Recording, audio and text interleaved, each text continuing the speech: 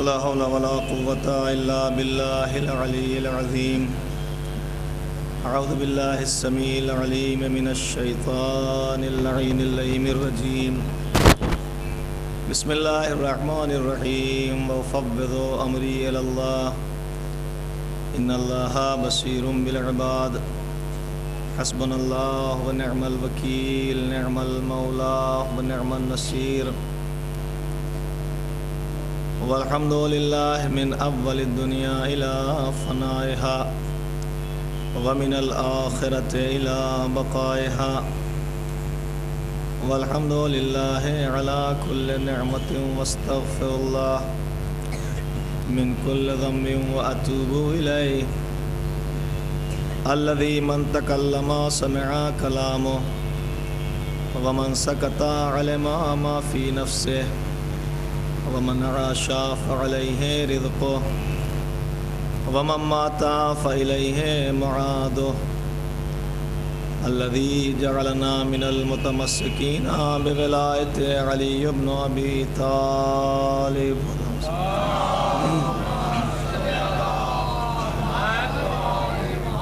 والصلاة والسلام على نبي الأمي القرشي الهاشمي الملقب بطه وياسين محبوب رب المشرقين ورب المغربين إمام الحرمين والقبلتين مولانا ومولى الكونين جد الحسن والحسين بالقاسم محمد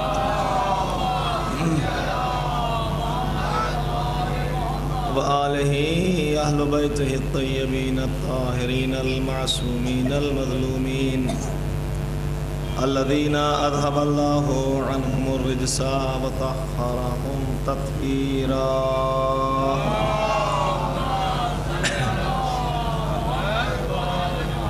ولعنة الدائمة الباقية المستمرة على أعدائهم أجمعين وغاصبي حقوقهم من الآن إلى قيام يوم الدين. أما بعد فقد قال الله سبحانه تبارك وتعالى وقوله الحق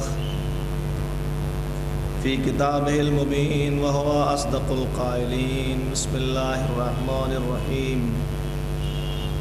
وكذلك فتنا بعضهم ببعض ليقولوا أهؤلاء من الله عليهم من بيننا أليس الله بعالم بالشاكرين.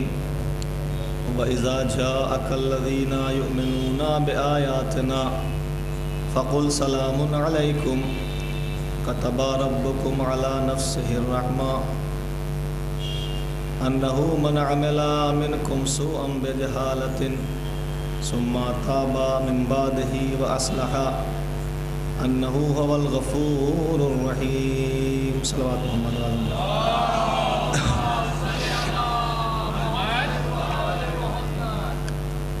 سورہ انعام کی آیت نمبر 53-54 ارشاد ہے کہ ہم اپنے بندوں کو اسی طرح سے آزماتے ہیں اور زیادہ تر اپنے بندوں کو بندوں کے ذریعے سے ہی آزماتے ہیں. ان میں سے بعض کو بعض کے ذریعے سے کچھ کو کچھ کے ذریعے سے آزماتے ہیں. اس لیے کہ جب آزمائش میں کھرے اترنے والے ہماری بارگاہ میں اکرام و عزت پانے والے ہمارے یہاں سے نازل ہونے والی رحمتوں کے مصداق ہماری برکتوں کا منبع نظر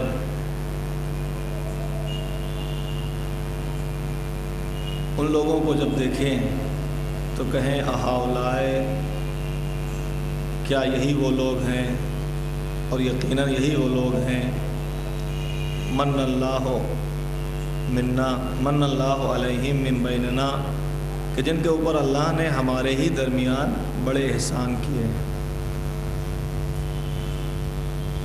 علیہ اللہ بعالم بالشاکرین اور ان کو یہ یاد ہونا چاہیے کیا وہ خالق جو سب کچھ جانتا ہے یہ نہیں جانتا کہ اس کے شاکر بندے کون ہیں۔ جہاں تک بات احسان کی ہے، رحمت پروردگار کی ہے، اس کے نظر کرم کی ہے، تو سب سے بڑا احسان یہی ہے کہ اس نے ہمیں نعمت وجود عنایت کی، اور اس نعمت وجود کو عنایت کرنے کے بعد اس کے لیے، اس کے بقا کے لیے، اس کے دوام کے لیے، اس کی صحت کے لیے، اس کی اصلاح کے لیے اس نے اور دیگر نعمتیں نازل فرمائیں۔ نزول نعمت کا مطلب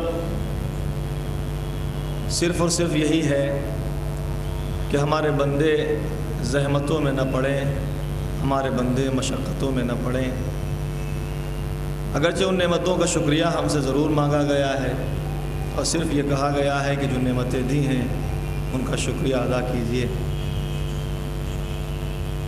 ہاں، ممکن ہے کہ شکران نعمت میں تمہیں زحمت ہو، شکران نعمت میں تمہیں تکلیف ہو، اور تمہیں لگے کہ یہ وقت ہمارے لیے سوٹیبل نہیں ہے، یہ وقت ہمارے لیے موزوں نہیں ہے کہ ہم اس وقت پروردگار کی بارگاہ میں کھڑے ہوں۔ ایک صلوات بھیجیے مولانا صاحب، تشریف لائیں، تشریف لائیں۔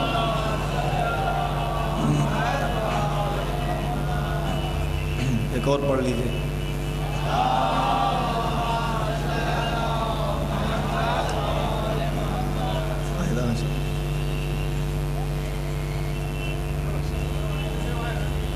تھوڑا سا آگے بڑھ جائیے، بتا رہے ہیں پیچھے سے مل جائے گی، اور صلوات بھیجیے۔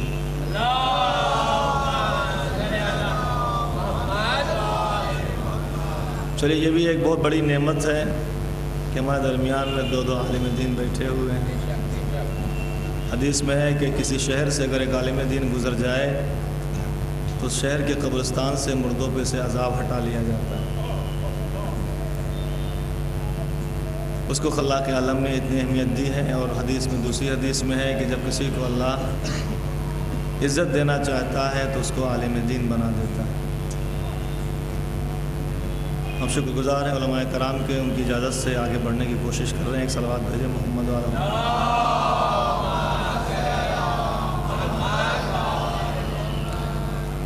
تو لگے کہ ممکن ہے کہ آپ کو شکران نعمت میں تھوڑی زحمت ہو، اور یہ لگے کہ یہ ٹائم ہمارے لیے سوٹیبل نہیں ہے، یہ ہمارا سونے کا وقت ہے، اس وقت کیوں جگا دیا گیا، یہ ہمارا کام کرنے کا وقت ہے، یہ مؤذن نے ہمیں کیوں بلا لیا، یہ ہمارا کھانے کا وقت ہے، اس وقت کیوں ہمیں بلایا گیا، پکارا گیا، تمہیں لگے گا ایسا۔ لیکن ہم نے اس کے لیے پہلے نمونہ پیش کیا ہے، اور جن کے ذریعے سے وہ حکم دیا کہ نیند چھوڑ کر ہماری بارگاہ میں کھڑے ہو جاؤ، جن کے ذریعے سے ہم نے یہ حکم دیا کہ تم اپنا کاروبار چھوڑ کر ہماری طرف دوڑ جاؤ، جن کے ذریعے سے ہم نے یہ کہا کہ کھانا پینا چھوڑ دو ہمارے لیے، پہلے ہم نے ان سے پریکٹیکلی طور پر یہ کرایا ہے، اور انہوں نے بھی ہمارے لیے سب کچھ ترک کیا، اور اس کے بعد ہماری بارگاہ میں آئے۔ پہلے ہم نے بتانے سے پہلے، سمجھانے سے پہلے، ذمہ داریاں دینے سے پہلے تمہیں ان کے ذریعے سے کر کے دکھایا، تاکہ تمہیں کرنے میں آسانی ہو جو کام کرنا ہے۔ اور یہ بات یاد رکھیے، جتنی زیادہ فعل عبادت میں، عمل عبادت میں زحمت ہے، اتنی ہی زیادہ اس کی نعمتیں بھی زیادہ ہوتی ہیں۔ وہ نماز جو بڑی آسانی سے پڑھ لی جائے، اس نماز کا ثواب کچھ اور ہے۔ وہ نماز جو نیند کو قربان کر کے پڑھی جائے، وہ نماز اگرچہ کم ہے مگر اس کا ثواب زیادہ ہے۔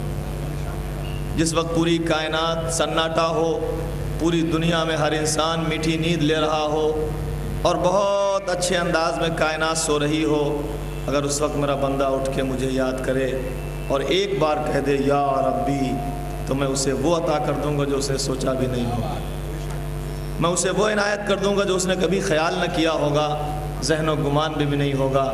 اور میں دیکھتا ہوں اور یہ سوچتا ہوں، اور ملک کو معین کر رکھا ہے کہ دیکھو اس رات کے سناٹے میں جب پوری دنیا آرام کی نیند سو رہی ہے، یہ میرا بندہ بے چینی کے عالم میں مجھے بلا رہا ہے، بے چینی کی حالت میں مجھے آواز دے رہا ہے۔ اب میرے اوپر فرض ہو گیا کہ میں اس کی دعاؤں کو سنوں، میرے اوپر فریضہ ہو گیا میں اس کی حاجتوں کو پورا کروں۔ اور جب خدا کسی حاجت کو پورا کرتا ہے تو پھر وہ حاجت دیر پایا ہوتی ہے، وہ حاجت مکمل ہوتی ہے، وہ حاجت پوری ہوتی ہے، ایسا کہ پھر انسان کو ضرورت نہیں پڑتی۔ ہاں یہ اور بات ہے کہ وہ کہہ یہ رہا ہے کہ میں پوری کروں گا لیکن ذریعہ کسی اور کو بنا رہا ہے۔ میں نے کہا میں روٹی دوں گا لیکن دروازہ کوئی اور ہوگا، میں نے کہا میں علم دوں گا لیکن دروازہ کوئی اور ہوگا، میں نے کہا میں فضیلت دوں گا لیکن دروازہ کوئی اور ہوگا، میں نے کہا میں امن دوں گا مگر دروازہ کوئی اور ہوگا، میں نے کہا میں اخلاق دوں گا لیکن دروازہ کوئی اور ہوگا، میں نے کہا میں بلندیاں دوں گا دروازہ کوئی اور ہوگا، میں نے کہا میں جنت دوں گا لیکن ہاتھ دینے والے کوئی اور ہوں گے، میں نے کہا میں سلسبیل پلاؤں گا، میں نے کہا شراب طہورہ دینا میرا کام ہے لیکن وہ جام میرے ہاتھ میں نہیں ہوگا، اس کے ہاتھ میں ہوگا جس کو ید اللہ کہا جائے گا، اس کے ہاتھ میں ہوگا جس کے ذریعے سے میں نے تمہیں دلایا ہے۔ یعنی دروازہ ہم نے کوئی دوسرا معین کیا ہے، کام ہم نے ذمہ لیا ہے۔ بتانا یہ چاہتے ہیں کہ اگر دروازے گنے جائیں تو میرے دروازے میں اور اس دروازے میں کوئی فرق نہ کرنا، جو میرا دروازہ ہے وہی یہی دروازہ ہے۔ ایک صلوات بھیجے محمد علیہ محمد۔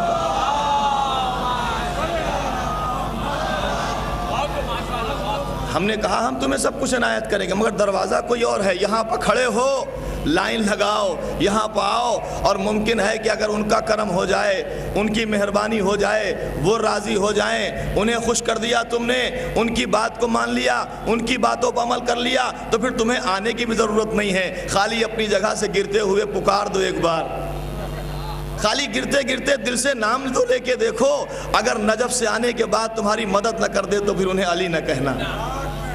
وہ علی ہی کیا کہ دور دراز سے پکارنے والے، محبت سے آواز دینے والے، گڑ گڑانے والے، چلانے والے، گرتے ہوئے انسان کو سنبھال نہ لے، وہ اور ہوں گے کہ جو سواریوں کے محتاج ہیں۔ یہ سواریوں کے محتاج نہیں ہے، کائنات ان کے اشارے پر چلتی ہے۔ ایک بار یہاں بلائیے، دور سے آ کے اٹھا کے سنبھال کے بتائیں گے، ارے جب ہم دنیا میں سنبھال سکتے ہیں آخرت میں بھی ہم ہی سنبھالنے والے۔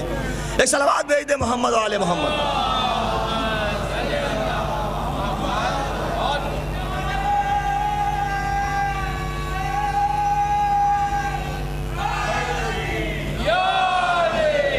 ایک بار آئیے تو صحیح، ہم نے تمہیں بتا دیا، ہم نے تمہیں راستہ بتا دیا، انداز بتا دیا، جینے کا سلیقہ سکھا دیا، ہدایت کی ذمہ داری ہم نے لے لی کہ دیکھو ہم نے تمہیں پیدا کیا ہے، ہدایت کی ذمہ داری ہم تمہاری لے رہے ہیں، مگر ہم نے ذریعہ ان کو بنایا ہے، وسیلہ ان کو بنایا ہے۔ اب اگر تمہیں فضیلتیں چاہیے تو ڈائریکٹ ہم تک نہ پہنچ سکو گے، تو آؤ اس دروازے پر، اتنی فضیلتیں ہیں، اتنی فضیلتیں ہیں کہ اس سے زیادہ کہیں کائنات میں فضیلتیں دکھائی نہیں دیتی۔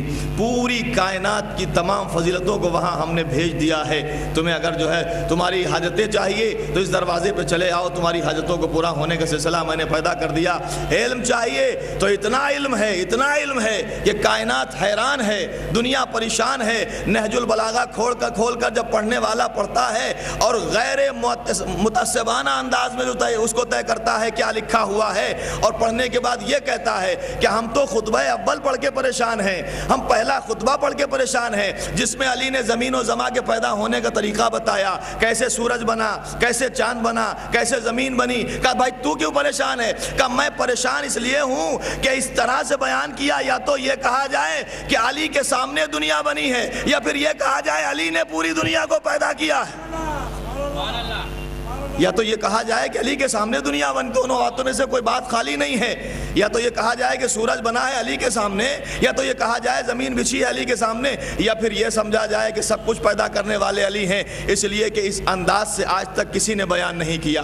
اتنا علم تمہیں ملے گا، اتنی تعلیم تمہیں ملے گی۔ پیغمبر فرماتے ہیں انا مدینۃ العلم والی بابھا، میں شہر علم ہوں، علی اس کا دروازہ ہے۔ یاتی من باب، جو چاہتا ہے کہ علم حاصل کرے فیاتی من بابھا، تو اس کے اوپر ذمہ داری یہ ہے کہ وہ دروازے سے آئے۔ لوگوں نے ایگزام شروع کیا، امتحان شروع کیا کہ دیکھیں ہے بھی کہ ویسا ہی کہتے ہیں، بیٹھے ہوئے ممبر پر کریں سلونی سلونی قبل ان تفقدونی، اس سے پہلے کہ میں چلا جاؤں تمہارے درمیان نہ رہوں، جو پوچھنا چاہتے ہو پوچھ لو۔ اچھا کھڑا ہوا ایک آدمی، کہہ لیں ہاں بتاؤ میرے سر میں بال کتنے ہیں، میرے سر میں بال کتنے ہیں؟ تو مولا نے کہا کہ بتا تو دوں گا لیکن پہلے بال اتارنے کے بعد پھر گننا پڑے گا۔ تو اسے سوچا کہ بال اتارنے کے لیے سر مڈوانا پڑے گا، اور سر مڈاتے ہی کہیں اولے پڑ گئے تو کیا ہوگا؟ بیٹھ گیا، دوبارہ مولا نے کہا توجہ چاہتا ہوں جہاں تک ہماری آواز جا رہی ہے. ایک شخص اور کھڑا ہوا, کہنے لگا آئینہ جبرائیل, بتائیے جبرائیل کہاں ہے؟ آئینہ جبرائیل, جبرائیل کہاں ہے؟ کھڑا ہوا مجمع سے ایک انسان کہہ رہا آئینہ جبرائیل, جبرائیل کہاں ہے؟ تو میرے مولا نے اس کو دیکھا,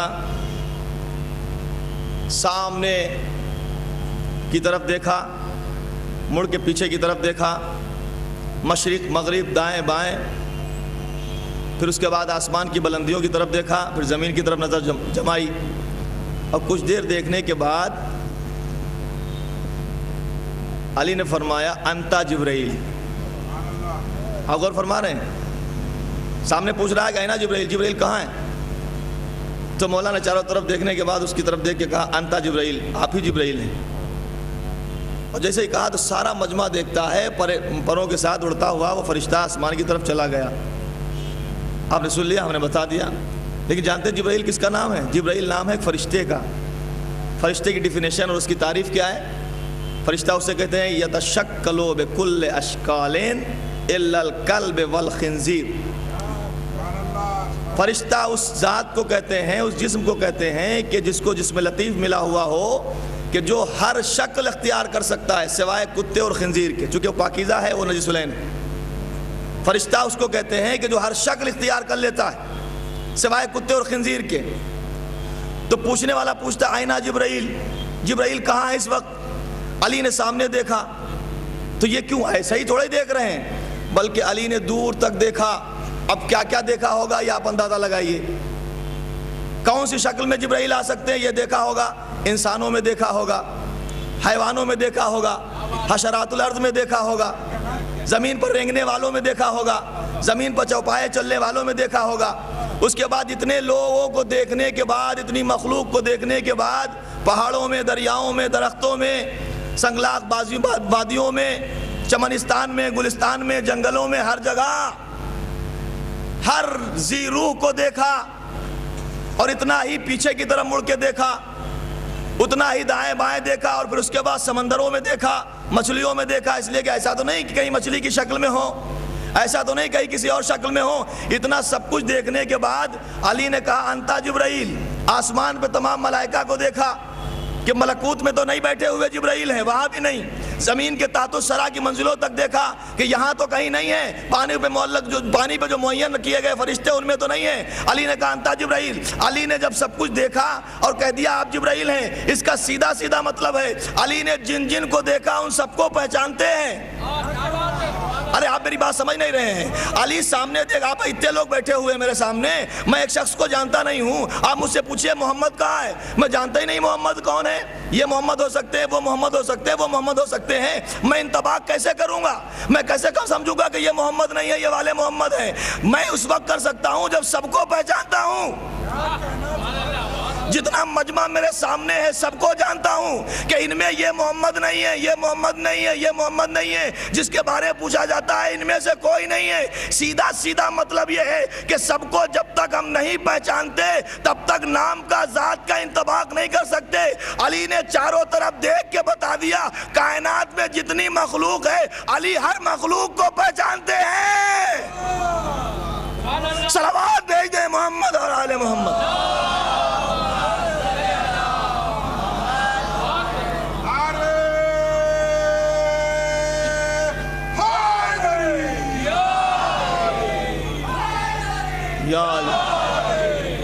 علی ہر مخلوق کو پہچانتے ہیں. انسانوں میں جتنے انسان ہیں سب کا چہرہ علی کے سامنے ہے, سب کو پہچانتے ہیں. ان کو, ان کے باپ کو, ان کے دادا کو, ان کے پردادا کو حسب و نسب سے واقف ہیں.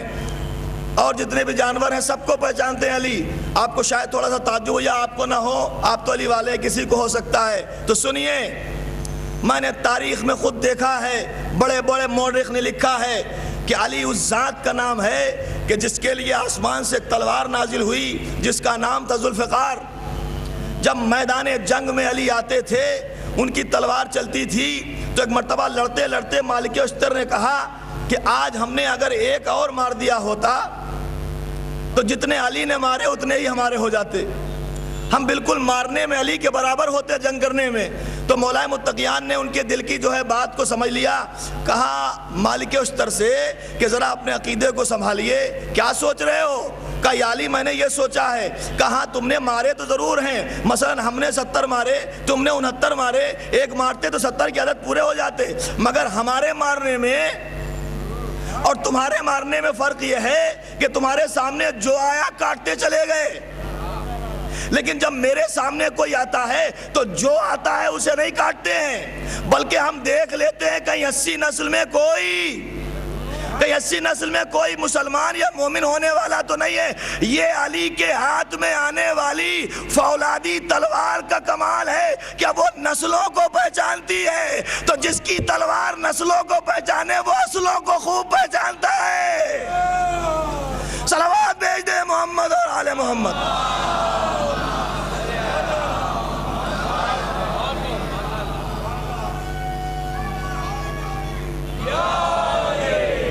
یہ دست علی کا کمال ہے کہ ہاتھ میں آ جانے والی تلوار کہہ رہے تلوار بتا دے کہ یہ اس کی نسل میں کیا ہونے والا ہے، تو وہ علی سب کے چہروں کو پہچانتا ہے، اور امام کہتے ہی اس کو ہیں کہ جو علم ما کان وما یکون رکھتا، کیا ہو چکا ہے اور کیا ہونے والا ہے۔ جس کو بغل کی خبر نہ ہو وہ امام نہیں ہے، کچھ اور ہو سکتا ہے۔ جس کو اپنے برابر کی خبر نہیں ہے وہ امام نہیں، کچھ اور ہو سکتا ہے۔ امام وہی ہوگا، رسول وہی ہوگا کہ جس کو ما کان وما یکون کی خبر ہونا چاہیے، کیا ہو رہا ہے، کیا ہونے والا ہے۔ میدان جنگ میں ہو، ممبر پہ ہو، محراب میں ہو، گھر میں ہو، بستر پہ ہو، چاہے جہاں ہو، ہر منزل پہ اسے امت کی خبر ہونا چاہیے، کیا ہو رہا ہے، کیا ہونے والا ہے۔ اگر یہ علم نہیں ہے تو پھر وہ امام نہیں ہے، وہ نبی نہیں ہے، وہ ہادی نہیں ہے، وہ رہبر نہیں ہے۔ رہبری وہی کر سکتا ہے جو دلوں کے حال کو جانتا ہو، مزاج کو پہچانتا ہو، زبانوں کو سمجھتا ہو، ان کے حالات سے واقف ہو۔ اس لیے کہ جو حالات سے واقف نہ ہوگا وہ حالات کے مطابق رہبری نہیں کر سکے گا، جو اس کے مزاج سے واقف نہیں ہوگا مزاج کے مطابق رہبری نہیں کر سکے گا۔ اس لیے کہ ممکن ہے پوچھنے والا جاہل ہو اور آپ فلسفہ بیان کریں، نہ آپ بتا سکیں گے اور نہ وہ سمجھ پائے گا۔ اگر جب سامنے پوچھنے والا ممکن ہے فلسفی ہو اور آپ جاہلوں کی طرح سمجھا رہے ہوں تو نہ آپ بتا سکیں گے نہ وہ سمجھ سکے گا۔ اس لیے آپ کے پاس اتنا شعور ہونا چاہیے، ہادی کے پاس اتنا شعور ہونا چاہیے کہ پوچھنے والے کے علم کو سمجھ لے کہ آیا یہ جاہل ہے، آیا یہ عالم ہے۔ اگر جاہل پوچھے کہ خدا کے وجود کی دلیل کیا ہے تو کہے یہ اونٹ کی میگنیاں بتاتی ہیں کہ اللہ کا وجود ہے، اور اگر کوئی عالم پوچھے تو اونٹ کی میگنیوں سے دلیل نہ دے بلکہ اسے پورا فلسفہ سمجھا کے بتائے کہ یہ فلسفہ کہتا ہے کہ خدا کا وجود موجود ہے۔ ایک صلوات بھیج دے محمد اور آل محمد۔ پوچھنے والا پوچھتا ہے کہ وجود خدا کی دلیل کیا ہے؟ دیکھ لیا رہبر نے اس کا مزاج کیا ہے، بھیڑ چرانے والا، بکریاں چلانے والا، اونٹ چرانے والا پوچھ رہا ہے۔ تو پیغمبر نے فرمایا کہ یہ اونٹ کی میگنیاں پڑی ہوئی ہیں، اس سے کیا پتہ لگتا ہے؟ کہ اسے پتہ لگتا ہے کہ یہاں سے اونٹ گزرا ہے، کیونکہ یہ میگنیاں بتاتی ہیں کہ اونٹ کا وجود ہے، یہاں سے گزرا ہے۔ کہ جس طرح اونٹ کا وجود یہ میگنیاں بتاتی ہیں، ویسے ہی خدا کا وجود یہ کائنات بتاتی، یہ دنیا بتاتی۔ فلسفی نے جب پوچھا، علم رکھنے والے نے جب پوچھا کہ وجود خدا کی دلیل کیا ہے تو انہوں نے بتایا من عرف نفسہ فقط عرف نبوہ۔ اگر تمہیں اللہ کے وجود اور اس کی معرفت چاہیے تو پہلے خود کو پہچان لو۔ تمہارا خود کا وجود یہ بتاتا ہے کہ جب وجود ہے تو اس کو موجود کرنے والا کوئی پروردگار یقینی ہے۔ ایک صلوات بھیجے محمد و آل محمد۔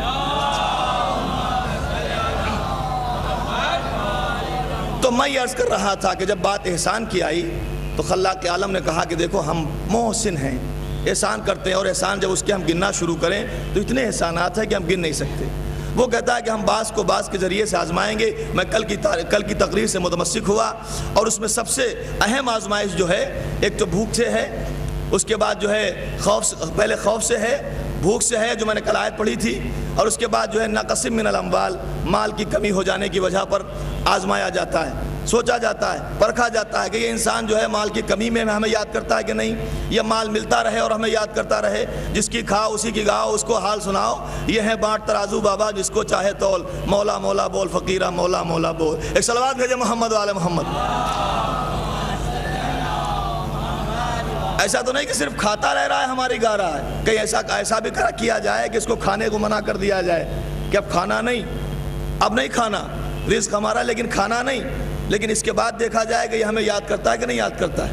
بہت بھوک لگی ہے، اب خدا یاد آتا ہے کہ نہیں یاد آتا ہے۔ لیکن ابھی الٹا ہو گیا، آج کے دور میں تو خدا جب ہی یاد آتا ہے جب پریشانیاں ہوتی ہیں، تکلیفیں ہوتی ہیں۔ جہاں آسانیاں پیدا ہوئیں سب کچھ یاد ہے مگر اللہ نہیں یاد ہے، سب کچھ یاد ہے مگر خدا نہیں یاد ہے۔ وہ کہتا ہے کہ ہم جو ہے نقسم من الاموال، مال کی کمی سے آزماتے اپنے بندوں کو۔ کبھی کسی کو اتنا دے دیا، اتنا دے دیا، اتنا دے دیا کہ وہ زیادہ ملنے پہ سرکش ہو گیا۔ اور کبھی کچھ لوگ ایسے بھی گزرے ہیں کہ جو نہ ملنے پہ سرکش ہو گئے کہ اللہ نے ہمیں دیا ہی کیا ہے، پروردگار نے ہمیں عنایت ہی کیا کیا ہے۔ ارے اس کو کم سے کم یہ سوچنا چاہیے کہ یہ وجود ہی نعمت الہی ہے، اسی کا شکریہ اگر ہم ادا کریں تو کتنا بڑا شکریہ ادا کر سکتے ہیں، کب تک کریں گے؟ جتنا چاہے اتنا شکریہ ادا کریں، شکریہ ادا نہیں ہوتا ہے۔ اس نے جو دیا ہے وہی بہت ہے، اور جو اس نے جو ہے ہمیں عنایت کیا ہے وہ ہمارے حساب سے بہتر ہوگا، اس لیے کہ وہ خوب جانتا ہے کہ ہمیں کیا چاہیے۔ کسی کو اتنا دے دیا، تاریخ میں ایسے گزرے ہیں، گھاس پھوس کو چھوتے تھے سونا بن جاتا تھا۔ اتنا ملا، اتنا ملا، اتنا ملا، اتنی دولت کہ جمع ہوئی جمع ہوئی جمع ہوئی۔ جب دولت جمع ہو گئی تو کیا ہوا؟ سرکشی، بغاوت۔ اب آنے والا نبی کہہ رہا ہے کہ خدا کو مانو کا کیوں مانے؟ اس لیے کہ وہ کھانا دیتا کا کھانے کی ہمیں ضرورت نہیں، میرے پاس موجود ہے۔ عبادت کرو اس لیے کہ وہ تمہیں دولت دیتا کا اس کی ضرورت نہیں، ہمارے پاس موجود ہے۔ یہ سب کچھ ہمارے پاس موجود ہے۔ تو ایک مرتبہ جناب موسیٰ کہنے لگے قارون سے کہ اتنی ساری دولت تمہیں دی ہے اللہ نے، تب بھی تم اس کا سجدہ نہیں کرتے۔ تو کہنے لگا کہ یہ دولت تو میں نے خود ہی پیدا کی ہے، یہ دولت میری طرف سے ہے، میری محنتوں سے ہے، میں نے، اللہ نے مجھے تھوڑا ہی دیا ہے۔ اتنا کہنا تھا کہ زمین دھسی، تو جو چاہتا ہوں زمین دھسی، اور دھسنے کے بعد اس کو اپنے اندر لیا۔ اکیلا نہیں گیا، ساتھ میں دولت گئی۔ پہلا ہی مرنے والا ایسا ہے کہ جس کے ساتھ دولت گئی۔ صلوات بھیجیے محمد والے محمد۔ زمین میں گڑنے والا پہلا ایسا ہے قارون کہ جس کے ساتھ میں اس کی ساری دولت گئی۔ اور دولت گئی اور جانے کے بعد جناب موسیٰ غصہ ہوئے اور انہوں نے بہرحال اپنے جلال میں کہا کہ زمین نگل لے۔ زمین نے نگل لیا، دولت کے ساتھ نگل لیا۔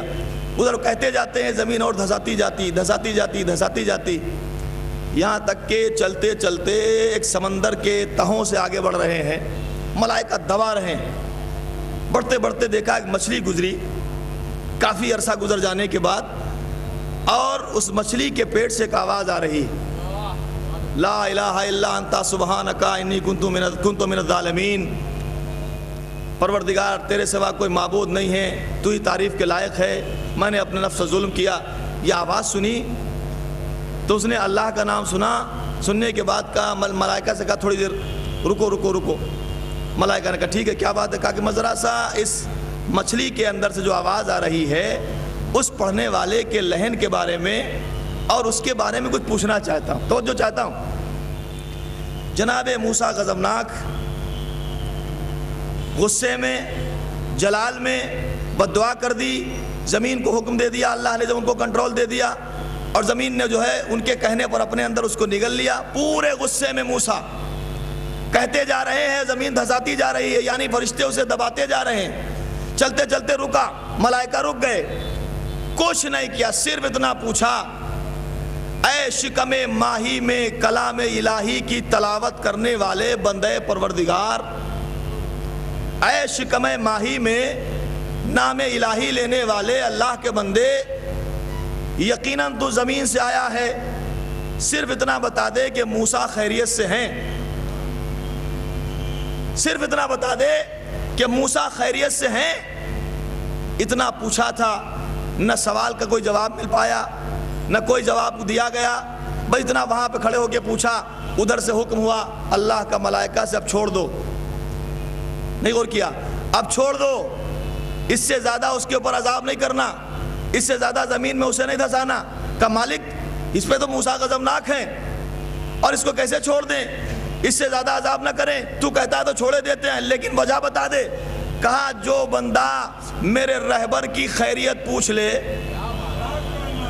صرف اس نے میرے رہبر کی خیریت پوچھی، کوئی مدد نہیں کی، اس کے لیے کوئی قربانی نہیں دی، اس کے لیے کوئی قربان نہیں کیا، اس کے لیے اپنا خون نہیں بہایا، خالی میرے رہبر کی صرف ہمارے بندے سے خیریت پوچھی، تو جو ہمارے رہبر کی خیریت پوچھ رہا ہے، جو ہمارے ہادی کی خیریت پوچھ رہا ہے، مجھے شرم آتی ہے کہ اس گنہگار پر غضبناک ہونے کے باوجود میں عذاب کروں۔ صرف خیریت پوچھنے پر اتنا ہے، خیریت پوچھنے پر مجھے شرم آتی ہے کہ اب قارون پر اس سے زیادہ عذاب کروں، کیونکہ اس نے میری طرف سے بھیجے ہوئے ہادی، میری طرف سے بنائے ہوئے رسول کی خیریت پوچھی۔ ارے جب قارون کا عذاب صرف موسیٰ کی خیریت پوچھنے پہ ٹل جائے، یعنی خیریت پوچھنے پہ ٹل سکتا ہے، تو جو 12 سال محمد کو خیریت سے رکھے، جو 12 سال محمد کو خیریت سے رکھے، اس ابو طالب کے لیے آپ کا کیا خیال ہے؟ صلوات بھیج دے محمد اور آل محمد۔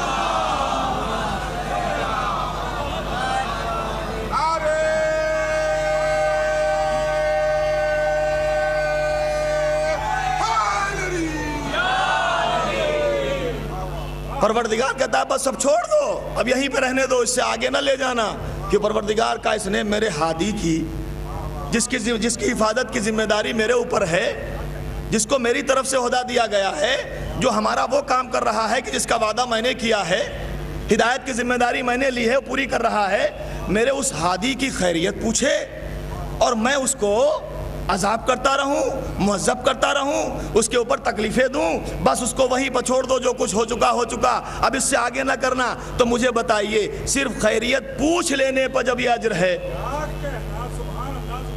تو خیریت سے رکھنے پر کتنا اجر ہوگا؟ بس میں آپ کی خدمت میں یہی عرض کر سکتا ہوں کہ خیریت رکھنے پر کتنا اجر ہوگا۔ اب وہ اور ہوں گے جو آج تک نہ سمجھے ہوں گے، ہم تو یہی سمجھے ہیں کہ جب جنت و جہنم کی بات آئے گی تو رسول بھی کہیں گے ابو طالب آپ کی کیا اجازت ہے، علی بھی کہیں گے بابا کہیے تو جنت میں بھیجوں یا جہنم میں بھیج دوں۔ صلوات بھیج دے محمد اور آل محمد۔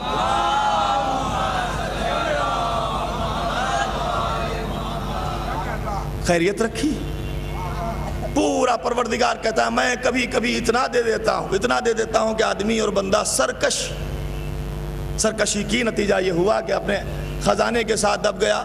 اور کبھی کبھی ایسا بھی ہوتا ہے کہ ہم کسی سے لے لیتے ہیں، لینے کا مطلب یہ نہیں ہے کہ دیں گے نہیں، ہم لے مار تھوڑے ہی ہوں، ہم نے کسی سے لیا ہے، اگر ہم نے دیا ہے تو لیا اس لیے ہے کہ اس کو احساس ہو جائے، تھوڑی دیر کے لیے وہ سمجھ پائے کہ ہمیں کیوں دیا گیا۔ اور اگر بندہ مومن کے لیے میں اتنا زیادہ حساس ہوں، پروردگار کہتا ہے کہ میرا بندہ مومن اگر میں اس سے کچھ لیتا ہوں، اس کی وجہ یہ ہے کہ وہ ملائکہ جو آدم کی خلقت کے وقت بارگاہ الہی میں کھڑے تھے، اگرچہ وہ مسئلہ صاف کر رہے تھے، بڑی اچھی بات ہے، ان کے دل میں خیال پیدا ہوا، انہوں نے مسئلہ صاف کر لیا، تعصب دل میں نہیں رکھا، متعصب نہیں ہوئے، بغض و حسد دل میں نہیں رکھا، کینہ نہیں رکھا، نفاق نہیں رکھا، اس لیے کہ ان چیزوں سے وہ بالکل جو ہے آ رہی ہیں، یہ ان کے پاس ہے ہی نہیں، پوچھ لیا۔ اور کیا کہا پروردگار؟ اس کو خلیفہ بنائے گا، یفسکو فی الدماء، اب جو زمین پر جو ہے فساد کرے اور خون بہائے، خوریزی کرے۔ تو پروردگار نے کہا انی اعلم ما لا تعلمون، ایک جملہ ہے تو جو چاہتا ہوں، ایک ہی جملہ ہے، جو میں جانتا ہوں وہ تم نہیں جانتے۔ کیا کہا پروردگار نے؟ یہ کوئی کہنے کی بات ہے؟ بھائی خالق سے زیادہ مخلوق تھوڑے جانے گی، خالق سے زیادہ مخلوق نہیں جانے گی، فرشتے بھی جانتے۔ استاد اگر استاد ہے تو شاگرد جب تک شاگرد ہے استاد سے زیادہ نہیں جانے گا، اس لیے کہ اساتذہ، ہونہار اساتذہ، اس میں جو اساتذہ بیٹھے ہیں وہ بھی سن لیں اور جانتے ہوں گے، ہونہار اور چالاک اساتذہ وہی ہوتے ہیں کہ جو اپنے شاگرد کو سب کچھ سکھا دیتے ہیں، کچھ چیزیں ضرور اپنے پاس رکھ لیتے ہیں کہ جب ضرورت پڑے تو میرے پاس ضرور آئے گا۔ سکھانے والے نے سب کچھ سکھا دیا، کوئی نہ کوئی پوائنٹ اپنے پاس ضرور رکھا کہ اس مسئلے میں اگر اس کو پریشانی ہوگی تو ضرور آئے گا، ورنہ سب کچھ ہم اس کو سکھا دیں گے، اس کو ہماری ضرورت نہیں پڑے گی۔ بھائی میں بھی سوچتا ہوں کہ مجلس میں سب پڑھ دوں گا تو کل آپ آئیں گے نہیں، ایک صلوات بھیجے محمد و آل محمد. سب کو معلوم ہے، سب جانتے ہیں، کائنات جانتی ہے، انسان، حیوان، جنات سب جانتے ہیں، رہبر جانتے ہیں، راہرو جانتے ہیں، ملائکہ جانتے ہیں کہ پروردگار یقیناً تو زیادہ جاننے والا ہے. یہ کون سی کہنے کی بات ہے کہ تو کہہ رہا ہے انی اعلم ما لا تعلمون، جو میں جانتا ہوں وہ تم نہیں جانتے. ہم نہیں جانتے، ہم نہیں جانتے جو تو جانتا ہے. بہت کچھ جاننے کے باوجود بھی سب کچھ نہیں جانتے، لیکن تو وہ ہے جو سب کچھ جانتا ہے. رات کے سناٹے میں چلنے والی چوٹی کی آواز بھی جانتا ہے، دن کے اجالے میں بولنے والے انسانوں کی آواز بھی جانتا ہے، استبل میں ہنہنانے والے گھوڑے کی آواز بھی سمجھتا ہے، نجس العین کی آواز بھی جانتا ہے، پاک و پاکیزہ کی آواز بھی جانتا ہے، باغوں میں چہکنے والی چڑیوں کی آواز جانتا ہے، اس کے لہن کو سمجھتا ہے. یہ ساری چیزیں تو سمجھتا ہے. جانوروں کی آوازیں، انسانوں کی آوازیں سب تجھے معلوم ہے. تجھے سب کچھ معلوم ہے. دل میں کیا ہے، زبان پر کیا ہے، مزاج میں کیا ہے، مقدر میں کیا ہے، ذہنوں میں کیا ہے، دماغ میں کیا ہے، گھر میں کیا ہے، باہر کیا ہے، یہاں کیا ہے، وہاں کیا ہے، بازاروں میں کیا ہے، دکانوں میں کیا ہے. بلکہ میں تو یہاں تک بڑھ کے کہتا ہوں کہ تو اعلان بند، تو پروردگار وہ ہے کہ جو کھلے میدانوں کے اعلان کو بھی جانتا ہے، بند کمروں کے پلان کو بھی جانتا ہے. جو لوگ کھلے میدان میں اعلان سن رہے تھے وہ لوگ تو جانتے تھے کہ بھی اللہ جانتا ہے. جو لوگ بند کمرے میں پلاننگ کر رہے تھے شاید انہیں یہ نہیں پتا تھا کہ اللہ جانتا ہے. لیکن خدا تو خوب جانتا ہے کون سا اعلان میرے لیے ہے، کون سا پلان میرے خلاف ہے. ایک صلوات بھیج دیں محمد و آل محمد. نحیف اللاغر چوٹی کی آواز. جناب داؤد علیہ السلام بارگاہ الہی میں ملتمس ہونے کے لیے میدان عرفات میں کھڑے ہیں. ایک ہمہمہ ہے حاجیوں کا، گفتگو ہو رہی، ہر انسان اپنی زبان میں پکار رہا ہے. انگلینڈ کا رہنے والا انگلش میں آواز دے رہا ہے، فارس کا رہنے والا فارسی میں پکار رہا ہے، عرب کا رہنے والا عربی میں گفتگو کر رہا ہے، ہندوستان سے گیا ہوا ہندی میں آواز دے رہا ہے. ساری آوازیں اس کے پاس پہنچ رہی ہیں. اس زمانے میں بھی ان کی قوم کے لوگ بیٹھے ہوئے کھڑے تھے بارگاہ الہی میں، کوئی بیٹھا ہے کوئی کھڑا ہے، اپنے اپنے مزاج سے پکار رہے ہیں. جس کو جتنا درد ہے اتنے ہی کراہیت کے ساتھ بلا رہا ہے، اتنے ہی کراہ کے ساتھ بلا رہا ہے، اتنا ہی بارگاہ الہی میں زور اور شور کے ساتھ بلا رہا ہے، خضوع و خشوع کے ساتھ بلا رہا ہے. جتنا جتنا درد ہے، جتنا جتنا اس کو مانگنا ہے، سب کو بلا رہے ہیں. آواز دے رہے ہیں مالک تو یہ دے دے، مالک وہ دے دے، مالک وہ دے دے. جس کے پاس جو نہیں وہ مانگ رہا ہے. اچھا بات یہاں آئی تو مجھے ایک بات یاد آ گئی. ایک مسجد میں بیٹھا ہوا ایک انسان کہہ رہا تھا اللہ گاڑی دے دے، بنگلہ دے دے، یہ دے دے، وہ دے دے. ایک ملا جی آیا کہ لے بیوقوف، ارے اللہ سے کیا مانگتا ہے؟ مانگنا ہے تو ایمان مانگ. تو اس نے کہا جاؤ جس کے پاس جو نہیں وہی مانگتا ہے. صلوات بھیجے محمد و آل محمد. ہمارے پاس گاڑی نہیں، ہم گاڑی مانگتے، تمہارے پاس ایمان نہیں، تم ایمان مانگو. ہمیں تو ایمان ملا ہوا ہے.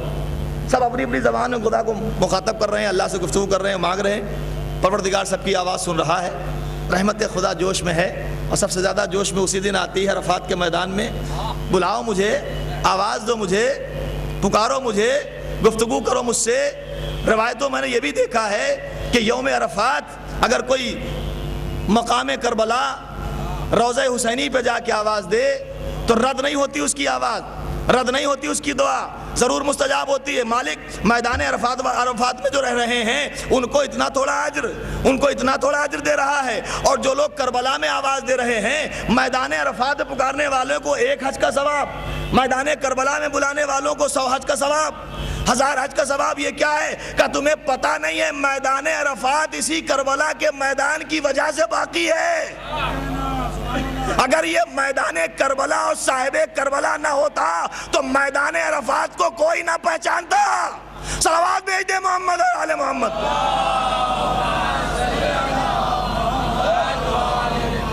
ایک ہمہمہ حاجیوں کا شور و غل ہو رہا ہے. جناب داؤد بھی بارگاہ الہی میں کچھ کہنا چاہتے ہیں. دیکھا ادھر آواز آ رہی، ادھر آواز آ رہی ہے. اپنی دعا لے کے لہن داؤدی میں، وہ لہن داؤدی کے جب پڑھتے تھے اپنی بارگاہ پروردگار کی بارگاہ میں اپنی آواز میں، تو جانور بھی رک جاتے تھے. وہ لہن داؤدی لے کے بلندی پہ پہنچ گئے. توجہ چاہتا ہوں. بلندی پہ پہنچ گئے اور جانے کے بعد اس بلندی پہ پکارنا شروع کیا. پروردگار مجھے یہ دے دے، اللہ مجھے یہ دے دے، خالق مجھے یہ دے دے، معبود مجھے یہ دے دے. سوال در پہنچے، جواب آیا، داؤد یہ تم ان کے درمیان سے نکل کے کیوں چلے آئے؟ اب سمجھے آپ اجتماع کا مطلب، سمجھے آپ مجمع کا مطلب، سمجھے آپ جماعت کا مطلب؟ کہا کہ ان کے درمیان سے نکل کے کیوں چلے آئے؟ کہلے پروردگار میں آیا تجھے بلانے کے لیے، کہا تم نے یہ سوچا ہوگا کہ ان کی آواز میں تمہاری آواز دب جائے گی، تمہاری آواز دب جائے گی؟ ارے میں خدا اسی لیے تو کہتے ہیں میں دبی ہوئی آوازوں کو بلند کرتا ہوں، مجھے اللہ اسی لیے کہتے ہیں کہ میں دبی ہوئی آوازوں کو بلند کرتا ہوں۔ تم سمجھتے ہو ان کی درمیان میں تمہاری آواز دب جائے گی؟ کہ نہیں پروردگار کا تو پھر باہر کیوں آئے؟ مجھے لطف جب ہی آتا ہے جب سارے بندے مل کے مجھے پکاریں، اور سب مل کے جب پکارتے ہیں تو اس کی وجہ سے اس کی حاجت، اس کی وجہ سے اس کی حاجت، اس کی وجہ سے اس کی حاجت، اس کی وجہ سے اس کی حاجت، مجھے یہ سب کرنے میں زیادہ لطف آتا ہے۔ مالک کیوں؟ کہ اس کے دو فائدے ہیں، ایک تو حاجت پوری ہو جاتی ہے، دوسرے محبت بڑھ جاتی ہے آپس میں۔ ایک صلوات بھیج دے محمد والے محمد۔ نحیف و لاغر آواز سننے والا پروردگار، دلوں کے بھیدوں کو جاننے والا خالق یہ کہہ رہا ہے انی عالم و ما لا تعلمون، جو میں جانتا ہوں وہ تم نہیں جانتے۔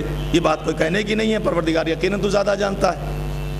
اور یہ بات جناب ملائکہ نے سنی، اور سننے کے بعد ذہن نشین کر لی، اور بڑے اچھے وہ لوگ ہیں کہ جو کوئی اچھی بات سنے ذہن نشین کر لیں، اس لیے کہ باتیں وہی سنی ہوئی سمجھی جاتی ہیں کہ جو ہمیں یاد رہ جائیں۔ اپنی میموری میں فٹ کر لیا کہ جب بات آئے گی تو کبھی بارگاہ الہی میں اس کا حوالہ دے کے اپنے مقصد کو حل کر لیں گے۔ دھیرے دھیرے دھیرے زمانہ گزرتا رہا۔ اعتراض کیا تھا؟ کہ ان کو بنا رہا ہے جو زمین پر فساد کریں، اس لیے کہ وہ دیکھ چکے تھے۔ زمانہ گزرتا رہا، ایک زمانہ گزر گیا، دنیا بھر گئی انسانوں سے، آدمی آ گئے اس دنیا میں، اور اس کے بعد تمام کائنات میں انسانوں کا وجود پایا گیا۔ پھر دیکھا ملائکہ نے کہ وہی انسان کہ جن کو اللہ نے الہی عہدہ دیا، جن کو خدا نے اپنا رہبر چنا، اپنی طرف سے رہبری دی، اب وہ انسان لڑنا شروع کرتے ہیں۔ ایک گلاس پانی پر جھگڑا کر رہے ہیں، ایک مٹھی بھر دانے پر جھگڑا کر رہے ہیں، صرف گھور کے دیکھ لینے پر جھگڑا کر رہے ہیں، چلتے چلتے کپڑا ٹچ ہو جانے پہ جھگڑا کر رہے ہیں، کہیں کسی بنیاد پہ، کہیں کسی بنیاد پہ، کہیں کسی بنیاد پہ، یہاں تک کہ دیکھا ملائکہ نے کہ خون کا خون بہا رہا ہے، کوئی ریلیشن نہیں، کوئی رشتہ داری نہیں، ہر انسان نفسا نفسی میں پڑا ہوا ہے۔ لوگ کہتے ہیں محشر قیامت میں ہوگا، دنیا میں دیکھ لیجئے کہیں نہ کہیں آپ کو دکھائی دے جائے گا محشر۔ میں آگے بڑھ جاؤں یہ پیچھے رہ جائے، میں آگے بڑھ جاؤں یہ پیچھے رہ جائے۔ مچھلی کے بازار سے جب گزرے تو دیکھا مچھلیاں ڈھاکے ہوئے تھا، بیٹھا بیچنے والا، زندہ مچھلیاں، سب پہ کپڑا پڑا ہوا تھا، ایک ٹوکری رکھی ہوئی تھی اس پہ کپڑا نہیں پڑا تھا، اس میں دیکھا تو کیا تھا؟ کیکڑے، اس میں کیکڑے رکھے ہوئے تھے۔ پوچھا بھائی اس کے اوپر کپڑا کیوں نہیں ڈالا؟ مچھلیوں پہ کپڑا ڈھاکے ہو؟ کہا مچھلیوں پہ کپڑا اس سے ڈھاکے ہیں کہ کود جاتے ہیں۔ تو یہ کیکڑے، کہلا ان پہ مجھے بڑا پورا یقین ہے کہ یہ باہر نہیں جا سکتے۔ کہا کیوں؟ کہا ایک چلتا ہے دوسرا ٹانگ پکڑ کھینچ لیتا ہے، ایک آگے بڑھتا ہے دوسرا ٹانگ پکڑ کھینچ لیتا ہے، اس لیے ان کے اوپر کپڑا ڈالنے کی ضرورت نہیں، یہ تو خود ہی آپس میں لڑے مرے جا رہے ہیں۔ دشمنان اسلام یہی چاہتے ہیں، دشمنان دین یہی چاہتے ہیں۔ کیوں چاہتے ہیں؟ وجہ بتاتا ہوں میں، اور پوری دعوے اور دلیل کے ساتھ میں عرض کرتا ہوں۔ حضور خطیب مرتبہ حضرت احمد مجتبیٰ محمد مصطفیٰ صلی اللہ علیہ وآلہ وسلم،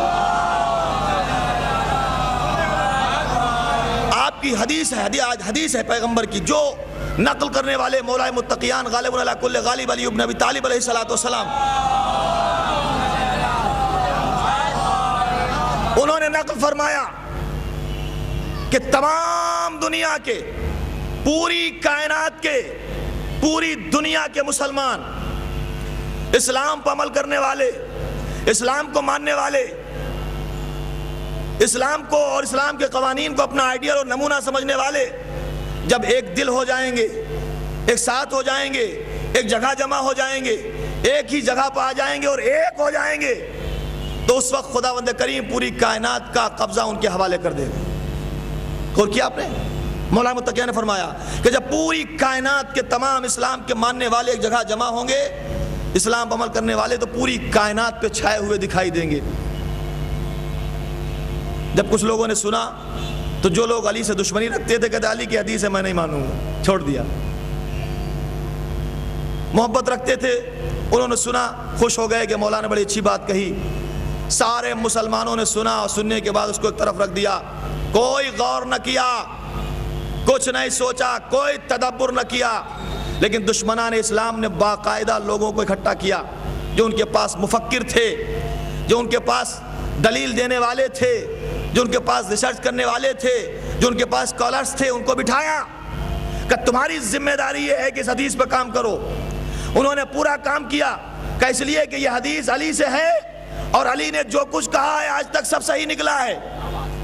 ایسا کرو کہ دیکھو یہ حدیث بالکل صحیح ہے کہ سب ایک ہوں گے تو کائنات پر قبضہ ہوگا، تمہارا کام یہی ہوگا کہ تم ان کو ایک نہ ہونے دینا، ان کو ساتھ نہ ہونے دینا، کبھی ان لوگوں کو ان سے، ان لوگوں کو ان سے لڑاتے رہنا تاکہ وہ لڑتے رہیں، ہماری حکومت باقی رہے۔ امام کے بعد کوئی حکومت نہ رہے گی، اس کا مطلب یہی ہے کہ جب امام آئیں گے پورا اسلام ایک ہو جائے گا، حکومتیں ختم ہو جائیں گی۔ ایک صلوات بھیج دے محمد اور آل محمد۔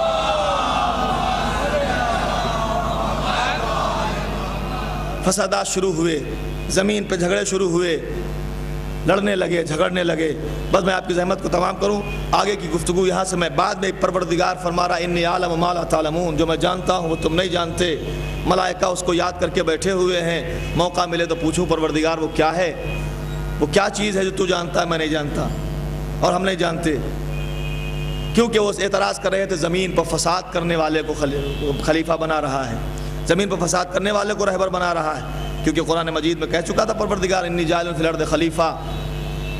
اور انہوں نے دیکھا کہ جب زمین پر فساد شروع ہو گیا، ثبوت موجود ہے آج بھی، شام کا وقت جب سورج ڈھلتا ہے، مغرب کے آغوش میں جاتا ہے، رات کا سناٹا پھیلنے کا وقت آتا ہے اور آرام کے لیے سورج شب پاشی کا لباس پہننے کے بعد اپنے بستر خواب پر جانے کی کوشش کرتا ہے، اس وقت آپ کو ثبوت مل جائے گا فسادات کا، ثبوت مل جائے گا مظالم کا، ثبوت مل جائے گا جھگڑوں کا۔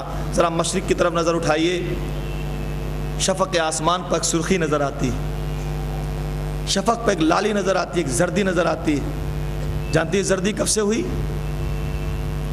یہ زردی اس مظلومیت کا نشان ہے، اس مظلومیت کے بارے میں خبر دیتی ہے کہ جو میدان کربلا میں یک و تنہا لڑ رہا تھا، تیروں کی بارش میں اکیلا تھا، ساتھی جا چکے تھے، سب شہید ہو چکے تھے، مارنے والے نے نشانہ لیا اور تیر کمان میں جوڑا، کمان کو کھینچا، تیر کو حسین کی طرف چھوڑ دیا۔ نشانہ کچھ اس طرح کا تھا کہ پہلو حسین میں آ کے وہ تیر پیوست ہو گیا۔ حسین کے پہلو میں جب تیر پیوست ہوا تو تیر بھیجنے والے کا نظریہ اور منشا یہ تھا کہ حسین کے بدن میں جتنا بھی خون باقی رہ گیا ہے اب اس تیر کے لگنے سے نکل جائے تاکہ یہ شجاعت کے جوہر ختم ہو جائیں۔ روایت کہتی ہے کہ تیر پہلو میں پیوست ہوا، حسین نے انا للہ و انا الیہ کر کلمہ پڑھا اور اللہ کو یاد کر کے رزم بقضائی و تسلیما لامرہ کہہ کے اس تیر کو کھینچا۔ روایت کہتی ہے کہ جیسے ہی تیر نکالا اپنا داہنا ہاتھ پہلو میں لگا لیا، چلو بھر گیا خون سے۔ حسین کا چلو بچے ہوئے جسم کے خون سے بھر گیا۔ لہو کے ساتھ جو پانی رگوں میں بہتا ہے اسی کو کہتے ہیں اہل شعور ناقص خون۔ وہ 3 دن رہے پیاسے اسی لیے رن میں دیا حسین نے دین نبی کو خالص خون۔ 3 دن کے بعد پانی کی مقدار ختم ہو جاتی ہے خون میں، جو پانی کی مقدار ہوتی ہے 3 دن اگر کوئی پانی نہ پیے تو خون میں پانی کی مقدار ختم ہو جاتی ہے۔ 3 دن حسین پیاسے رہے کہ دین نبی کو جو خون دیا جائے خالص ہو۔ چلو بھر گیا حسین کا، کوئی سہارا دینے کے لیے آگے نہیں۔ ہاں ہیں، پیغمبر ہیں، بے چین ہیں، بے قرار ہیں۔ مالک میں نے زبان چسائی، میں اپنے بیٹے کا یہ عالم نہیں دیکھ سکتا۔ علی ہیں، حسن مجتبی ہیں، امام علی مقام نے کسی کو نہیں بلایا۔ ایک بار آواز دی، اپنی ماں کو پکارا، ماں اب آپ خوش ہوئی؟ آپ کے دودھ کا قرض حسین نے ادا کر دیا۔ آپ نے اس لیے پالا ہے کہ میں دین کے کام آؤں، لیجئے حسین قربانی کے تیار۔ پورا چلو بھر گیا، حسین نے چلو کا خون لیا زمین پر نہیں پھینکا، آسمان کی طرف پھینک دیا اور پھر دوبارہ چلو لگا لیا۔ روایت کہتی ہے کہ آسمان کی طرف پھینکا ہوا خون تو سب نے دیکھا، لیکن آسمان سے زمین کی طرف نہیں آیا۔ دوسرا چلو بھرا، وہ بھی آسمان کی طرف اچھال دیا، خون گیا تو آسمان کی طرف لیکن واپس زمین کی طرف نہیں آیا۔ اس طرح 12 چلو حسین نے اپنے پہلو سے نکلے ہوئے خون کے آسمان کی طرف پھینک دیے۔ آسمان پہ گیا، زمین پر واپس نہیں آیا۔ اس کا مطلب ہے کہیں نہ کہیں اس کا اثر موجود ہو۔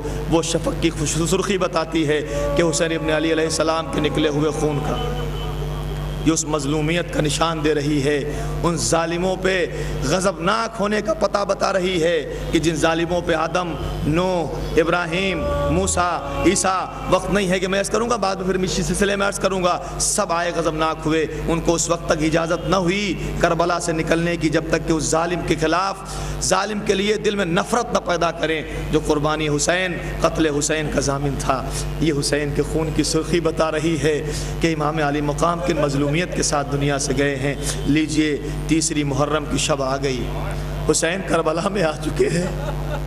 فرات کے کنارے عباس نے خیمے لگائے تھے، چھوٹے چھوٹے بچے ساتھ میں ہیں، عورتیں ساتھ میں ہیں، یہاں تک کہ اتنے چھوٹے ہیں کہ گہوارے سے اتر بھی نہیں سکتے۔ اگر ضرورت ہوگی تو قریب میں نہر ہے، پانی لیں گے، پلا دیں گے۔ معلوم کب خیمے میں پانی ختم ہو جائے اور بچے پانی کے لیے تڑپنے لگیں، نہیں معلوم رباب کو کب پانی کی ضرورت پڑ جائے، نہیں معلوم میں لیلا کو کب پانی کی ضرورت پڑ جائے۔ لوگ خیمے دریا کے کنارے لگائے لیتے ہیں تاکہ پانی کی ضرورت پڑے تو جائیں گے، پانی لے کے آ جائیں گے۔ اور پانی کسی اور کا نہیں ہے، سیدہ کے مہر میں لکھا ہوا پانی، فاطمہ کے مہر میں لکھا ہوا پانی ہے۔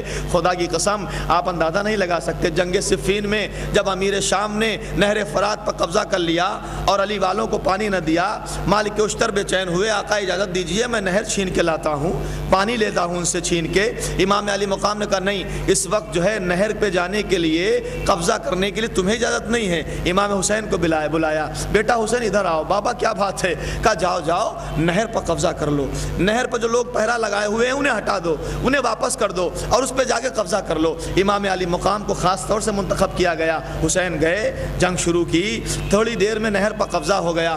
قبضہ ہونے کے بعد جو شام والے تھے نہر سے دور بھاگے، سوچ رہے تھے کہ ہم نے پانی نہ دیا، اب یہ بھی پانی دینے والے نہیں ہیں، یہ بھی ہمیں پانی نہیں دیں گے۔ لیکن حسین نے آواز دی، میں تو صرف اس لیے آیا تھا کہ تم یہ مت سمجھنا کہ ہمارے اوپر طاقت نہیں ہے ہمارے پاس، اب تم خوب پیو پانی، تم پیو، شامیوں تم خوب پیو، کوفے والوں تم بھی پانی پیو۔ یہ حسین کا کام تھا، یہ مولا نے ان کے سامنے کرا کے بتایا کہ دیکھو حسین اس ذات کا نام ہے جو خود پیے یا نہ پیے لیکن تمہارے لیے پانی کی سبیل کر دی۔ آج وہی حسین کربلا کے میدان میں پیاسا رہے، آج وہی حسین کربلا کے میدان میں پیاسا رہے۔